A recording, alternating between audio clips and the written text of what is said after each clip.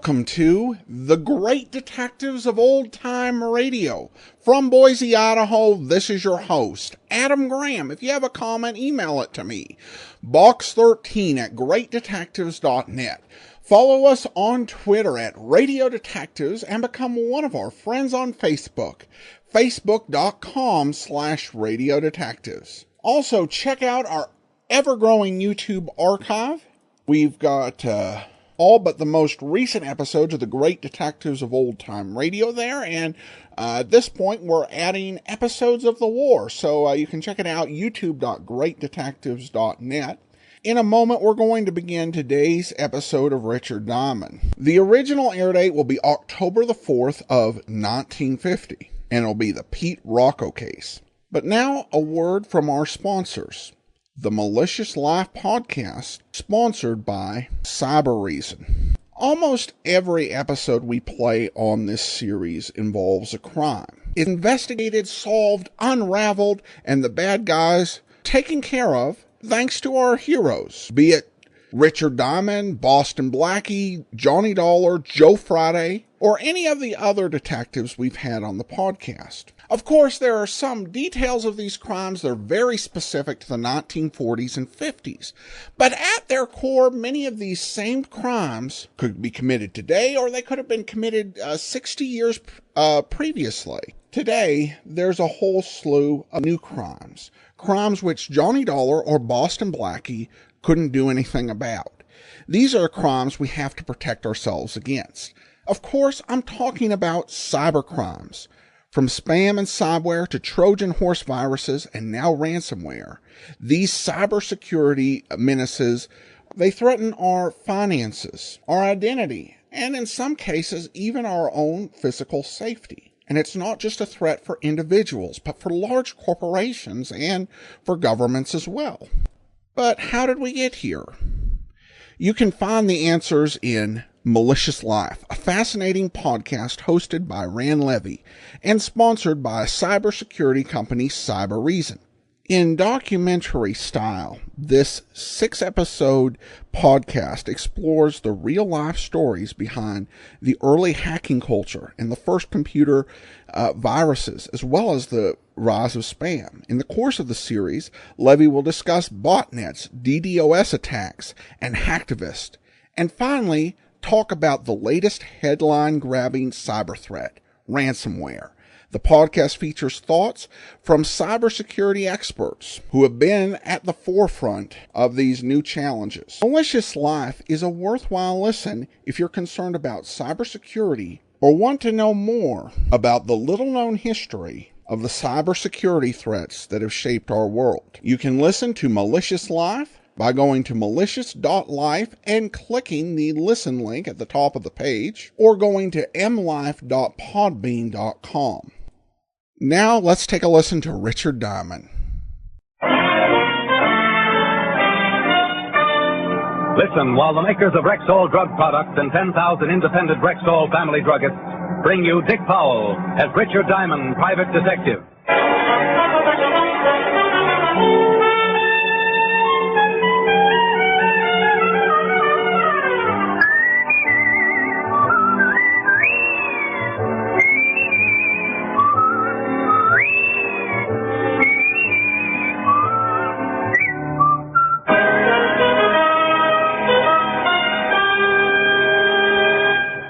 Good evening. This is your Rexall family druggist speaking to you for the 10,000 independent druggists who have made the word Rexall part of our own store names and who recommend and sell the 2,000 or more drug products made by the Rexall Drug Company, like Rexall MI31, for example, Rexall's popular and versatile mouthwash, gargle, and breath deodorant. Full-strength MI31 kills contacted germs almost instantly, yet will not harm the delicate membranes of the mouth and throat. Ask for Rexall MI31 at Rexall drugstores everywhere. And remember, you can depend on any drug product that bears the name Rexall. Good health to all from Rexall. Now your Rexall family druggist brings you a transcribed half hour with Richard Diamond, private detective, starring Dick Powell.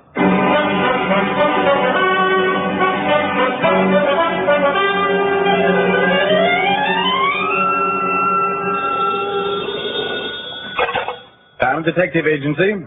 I'll help you out if you're in trouble, but if it's a murder, it'll cost you double. Rick. Oh, hello, Helen, baby.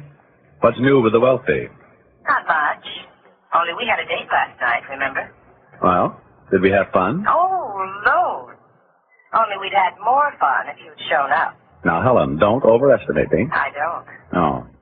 Look, honey, I am sorry about last night. Sat up with a sick aunt, you know. Tender. Well, don't you believe me? No. Expect me to? No. Then we're even. Helen, I hate people who hold grudges. You busy tonight? Uh-huh. Well, doing what? Oh, I'll probably end up listening to some idiot play the piano. Anyone I know? Maybe. He's a little boy who never grew out of the cops and robbers stage. Oh, yes, the good-looking one. He's the guy. Uh-oh.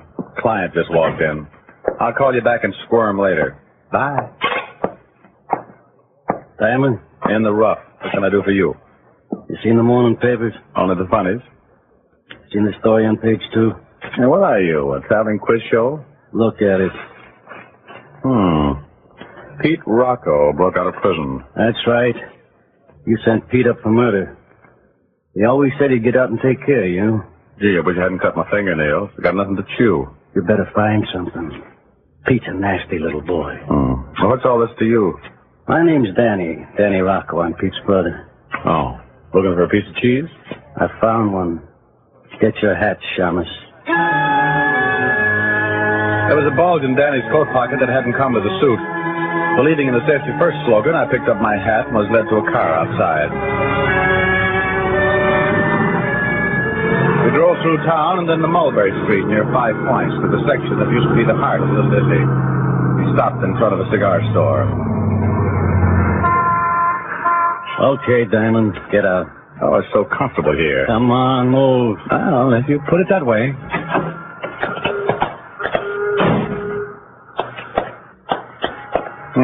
The Rocco Smoke Shop. Yeah, it's mine. Bet you sell opium.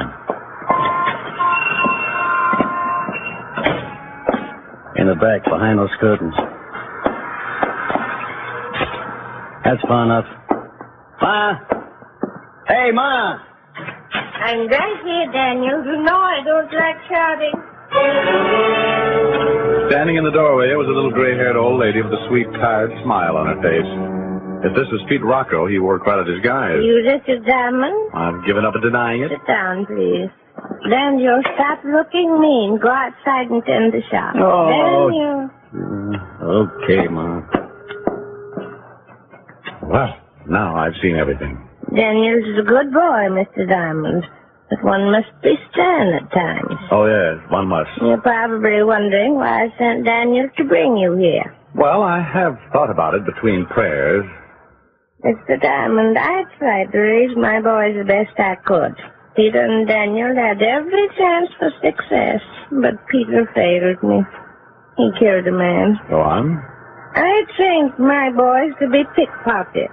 That was during their school days, of course. Oh, yes, of course. Later, I take them to a nice, tidy little bookmaking business. Like any mother, I wanted to keep them away from violence. Very thoughtful. Mr. Diamond, I've known crime and criminals all my life. My husband was an immigrant. A criminal killed in a gang war. It's the only life I could teach them, but Peter failed me. Peter turned to murder. Mrs. Rocco, this is very interesting, but why was I brought here? I'm getting to that. Please be patient. Sorry. You see, as long as my boys stuck to bookmaking, I was happy. I was proud of them. But when Peter killed that man, well, he failed me. You said that before. Yes, so I did. Mr. Diamond, you're the one who sent Peter to prison. The police couldn't catch him, but you did. I want you to send my boy back where he belongs. Behind bars. Oh, I see. I'll pay your usual fee. If Peter's out long, he might kill another man. I couldn't stand that. I don't hold with violence, Mr. Diamond. There was a sad look on her face as she pushed the buzzer beside her chair. She was a proud little thing, but you could see the hurt in her eyes when she spoke of Pete. She was determined to have him put back in prison. After all, she'd only raised him to be a pickpocket. Oh, this modern generation. Absolutely no regard for their parents. You ring for me, Ma? Daniel, drive Mr. Diamond back to town. I'll watch the shop. Oh, dear. You haven't said that you'll take the job, have you, Mr. Diamond? Ma would like for you to, Shamus. Well, Thank you so much. Daniel, you're looking mean again.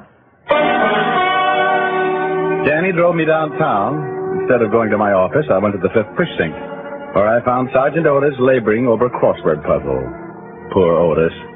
He couldn't find a 4-letter word for something that swims, even if you hit him in the face with a herring. Well, hello, Brainchild.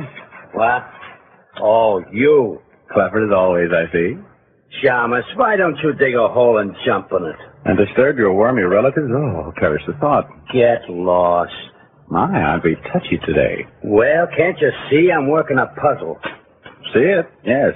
Believe it? Well, that's another matter. I've been worked on a genius. I'm going to see Walt. Oh. Good afternoon, Lieutenant Levinson. My, you look impressive with your feet on the desk. Saving shoe leather? Rick, where have you been? I called you 50 times this morning. Well, I've been chatting with a very pleasant little lady. Blonde or brunette? Neither. Her hair was gray. Well, for you, that's a switch. But, boy, you better go in hiding for a while. Pete Rocco's out of prison. Yeah, so I heard. That why you called me? Right. Rocco said he'd get you, and he's not the type to kid. He'll be looking for you, Rick. Well, that's just dandy, Walt, because I'll be looking for him. What? I've got a client wants Rocco back behind bars. Any idea where he is? Not much to go on. He's here in town somewhere, that's for sure. Why do you say that? Well, remember that roll he took from that bookie before he plugged him? Mm-hmm. More than $50,000. He never would tell where he hid it. Oh, yeah. You think he'll hang around long enough to dig it up and then go south, huh? That's how it looks to me. On the other hand, he might contact one of his old cronies here to get the dough and meet him somewhere else. Maybe. But Pete wouldn't trust many people with $50,000. Well, there was a guy named Roscoe Ward used to pal around with Pete a lot. He's still around town? Yeah, I got a location on him this morning. Seems he's a bowling fanatic. Bowling? Yep, hangs out in an alley around North Broadway. Joint called Atlas Alley. Yeah, I know the place. Well, I think I'll get a little exercise. Bowling, maybe? It beats snooker. See you around, Walt. I drove up to the Atlas Alleys and parked in a lot across the street. The bowling fanatics were at it hot and heavy, and I sat down in one of the spectator seats. Half an hour later, a pale little punk came in, got an alley, and began bowling alone. I decided to join him, not because he looked lonely, but because his name happened to be Roscoe Ward. Hello, Roscoe. Huh? Do I know you? Well, I have the ugliest friends in town. Maybe you'd like to be one of them. Sorry, I'm antisocial. Mind if I bowl with him? Yeah. Thanks. I'll go first.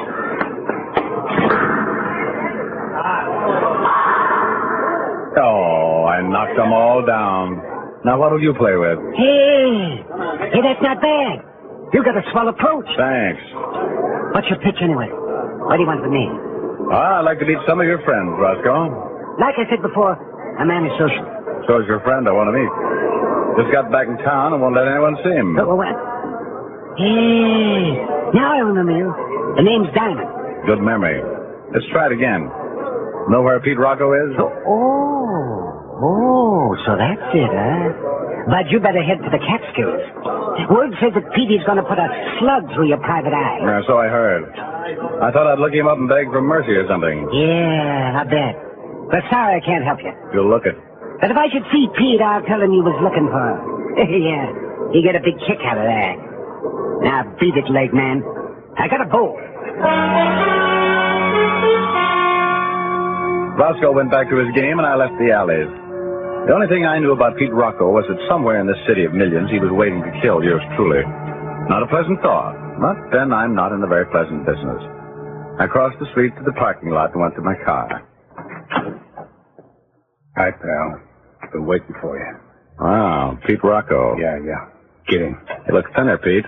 Can I go across the street and get you a hot dog? No, thanks, pal. Right now I've got my heart set on a little ride. Now get in.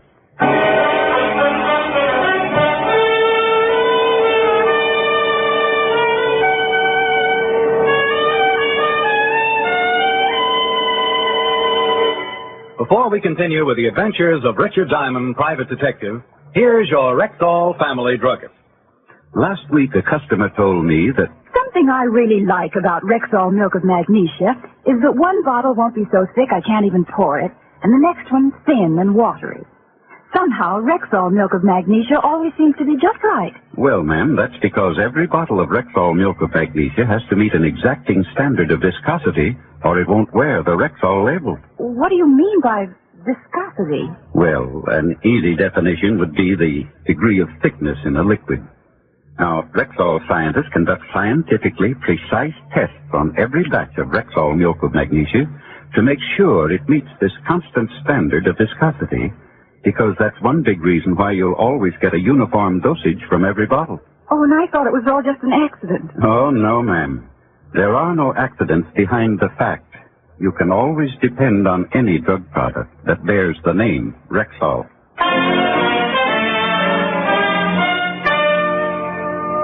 And now back to tonight's adventure with Richard Diamond, private detective, starring Dick Powell.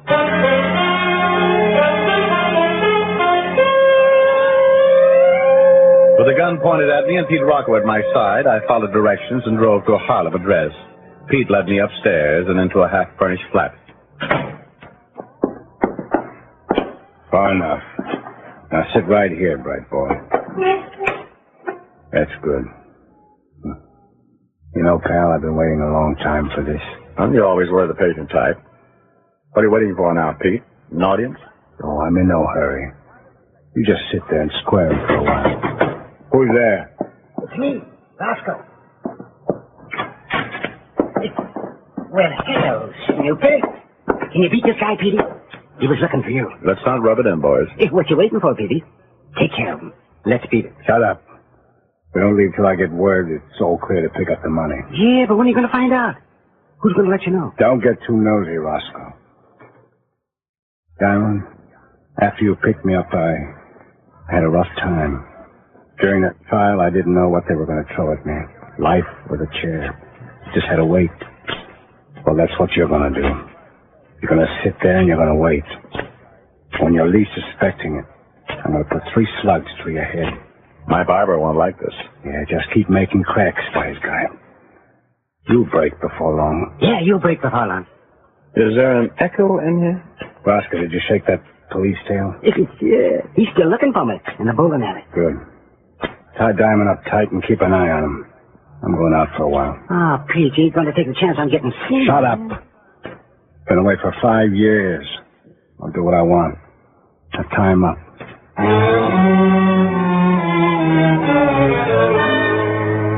Pete kept the gun on me while Roscoe tied my arms behind a chair. Then he put the gun he had taken from me in his left pocket and his own in his right.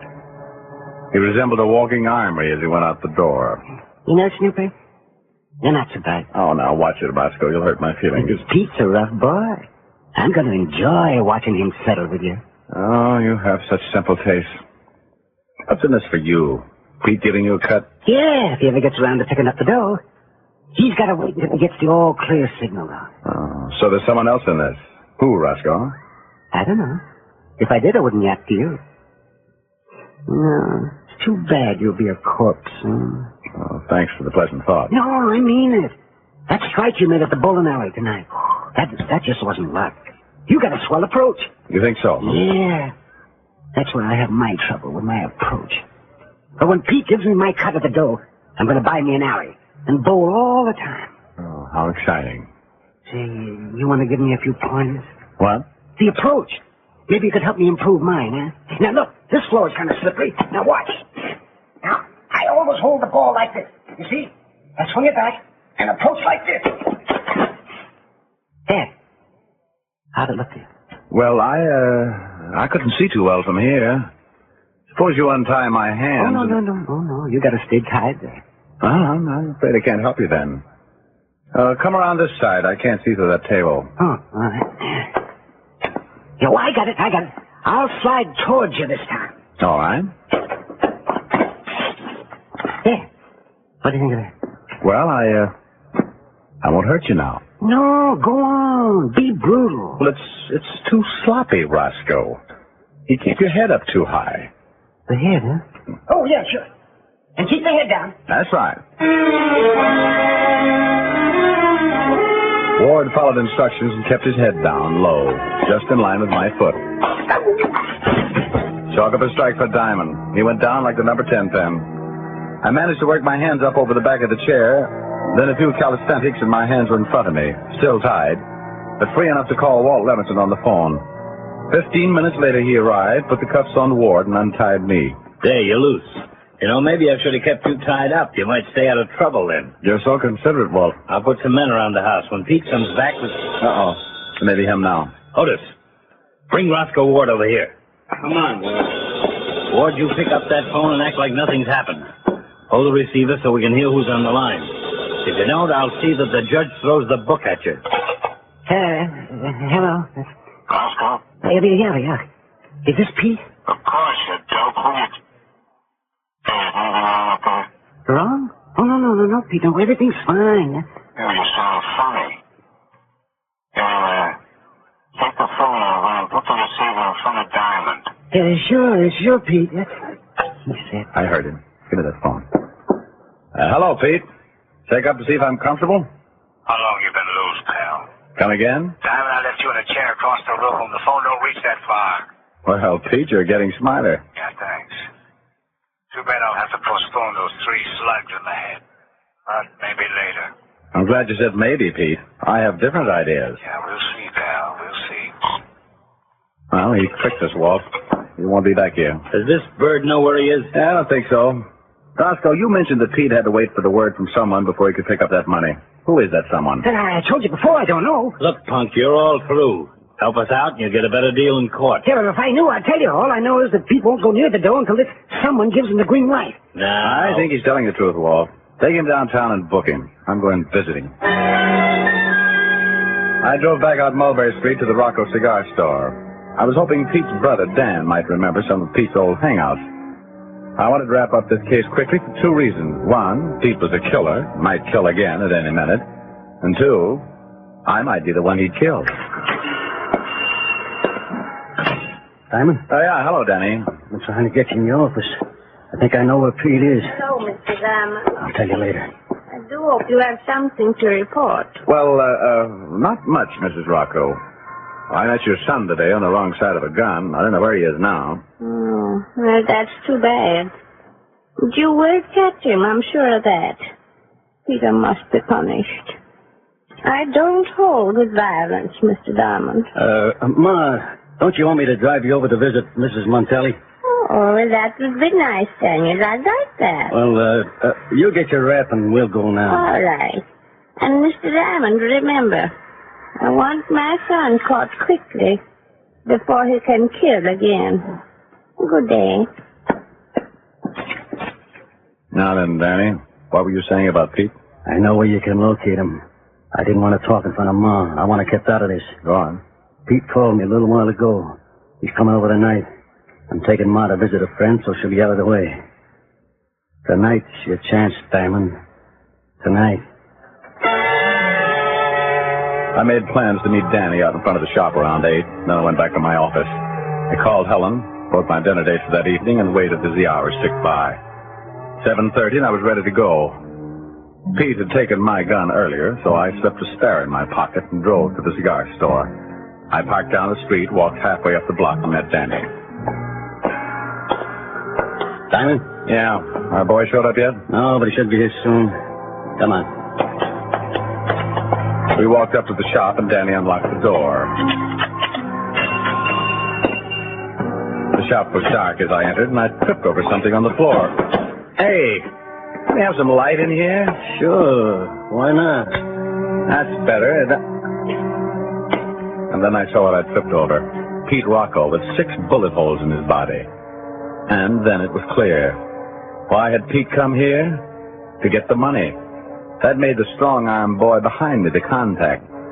The one Pete was waiting for to give him the all-clear was little brother Danny. Right, Shamus? I'll be honest. Yes, I am. Pretty smooth, huh? Here, catch. Yeah, that's good. You'll notice it's your gun. Pete was bragging about how he took it from you. He let me see it. And that was fatal. Right. And this gun I got on you now was Pete's. I kill you, put the gun in Pete's hand, and I'm cleared. You shot each other. No one will blame me. You thought this all out, huh? That's right. Pete and I robbed that bookie together. He left the dough for me to keep after he was picked up. I figured he'd never get out, but when he did, well, it's real convenient you're being around. Now say your prayers, Shamus. This is it.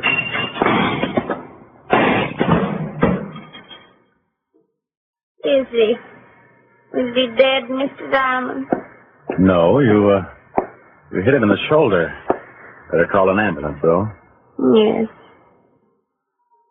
My boys. Peter and Daniel, look at them. I tried to teach them. I told them I wouldn't stand for violence. But they wouldn't listen. You know, sometimes you've just got to be stern.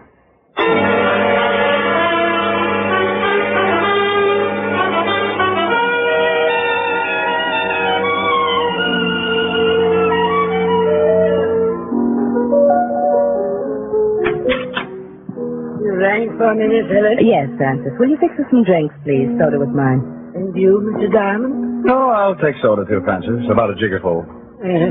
Yes, sir. Rick, Mm-hmm. don't you ever get tired? Playing the piano? Never. That's not what I meant. Why, today you were almost killed twice. Honey, you can only be killed once. All right, then. You were threatened twice. Don't you ever wish you were in a different profession? For instance? Oh, insurance, maybe. You can talk fast enough. Well, you may have something there. Need a lot of gals in the insurance game. On second thought, you'd be better as a good humor man. Meet a lot of children instead. Gals are like better. And so I've noticed. Oh, Helen, what's wrong with my own business? Now, where else could I find excitement all day and a beautiful girl to sing to at night? Flattery will get you everywhere, Mr. Diamond. Don't I know it? A little bit independent in your walk. A little bit independent in your talk. There's nothing like you in Paris or New York. You're awfully easy on the eye. A little bit independent when we dance. A little bit independent towards romance. A bit of sophistication in your glance. And yet you're easy on the eye. Whenever I'm with you alone, you weave a magic spell. And though it be a danger zone, I only know that you're swell. A little bit independent with your smile. A little bit independent in your style. How can I help but love you all the while when you're so easy on the eye? Rick. Yes, baby? I've been wondering which holds more attraction for you. Me or my piano? Oh, come here, baby. Here's your drink, Mr. Oh! Mr. Diamond. Miss Helen. Oh, dear. Why did I ever leave Cambridge?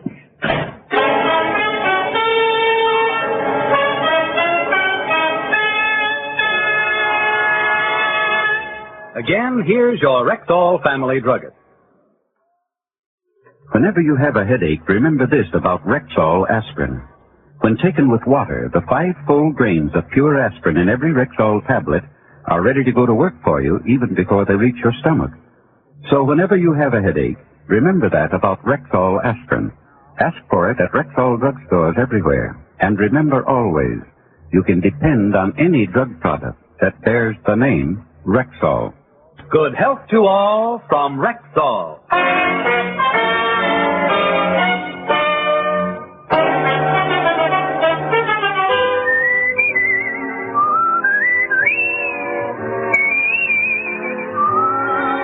Richard Diamond, Private Detective, stars Dick Powell in the title role, with music composed and conducted by Frank Worth.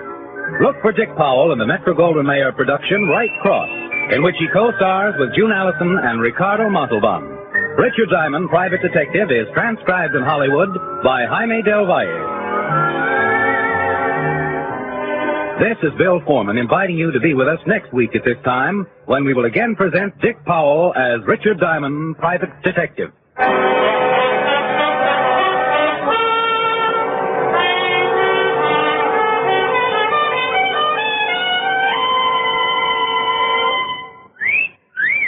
Hiya, beautiful. Get lost, Bristlepuss. You need a shave. But I have shaved. What else do you want me to do? Silly boy, she wants you to go Stag. Go Stag? But why? Because Stag is Rexall's exclusive line of men's good grooming aids. Like Stag Brushless Shave Cream. No fuss, no massage, just smooth it on and presto, you get a clean, close shave. Your face stays smooth and whiskerless all day long. I'll do it. I'll go Stag. That's it. Join the Stag line now at Rexall drugstores everywhere. Yes, to make girls care. Go Stag.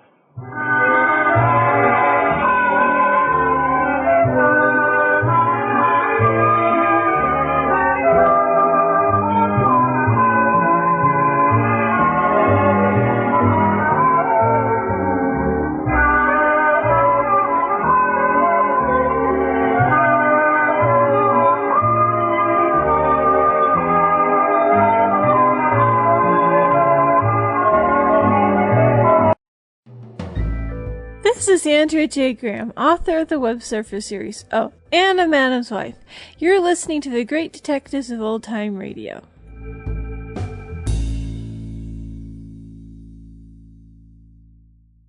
Welcome back. Well, this is an episode that really felt like one of the episodes that was sustaining, like we're back at the beginning of the series. And Helen does something in this episode other than get just totally neglected and canceled on, which is a good thing.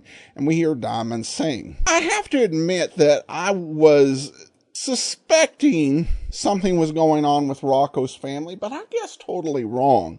I kind of had a somewhat cynical thought that the mom might be pretending about being outraged, that she might be the mastermind of the whole thing. But overall, the way it played out was a little bit different than I expected, so I was glad for that.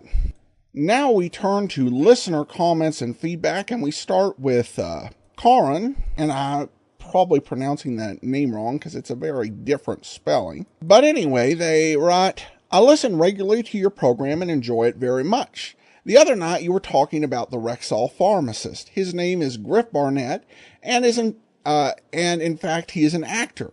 And the Wikipedia link that was shared pointed out that Barnett played the role, was primarily known for doing it on the Phil Harris and Alice Faye show, which was a big show over NBC. So probably not a good idea to ask him for a prescription.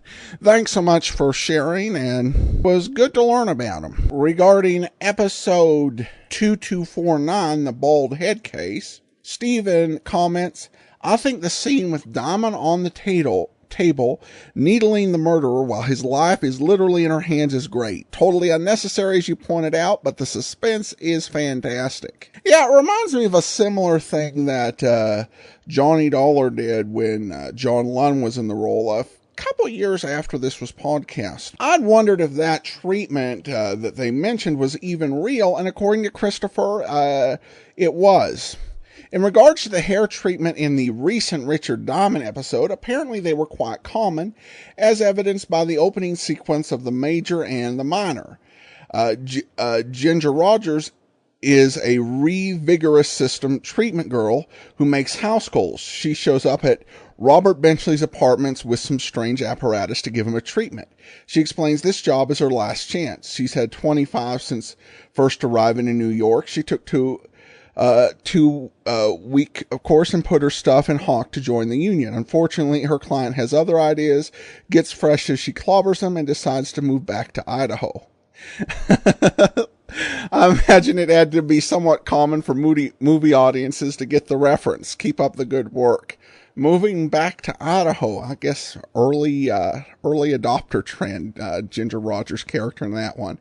Thanks so much for the detail, Christopher. And yeah, it's both of it's fictional, but you get a couple fictional sources talking about something, and they're probably not making it up. So thanks so much for sharing. Appreciate that. Well, that will be all for now. Join us back here tomorrow for Boston Blackie. Next Wednesday, we'll be back with another episode of Richard Diamond Private Detective. In the meantime, send your comments to box13@greatdetectives.net. Follow us on Twitter at Radio Detectives and become one of our friends on Facebook. Facebook.com/Radio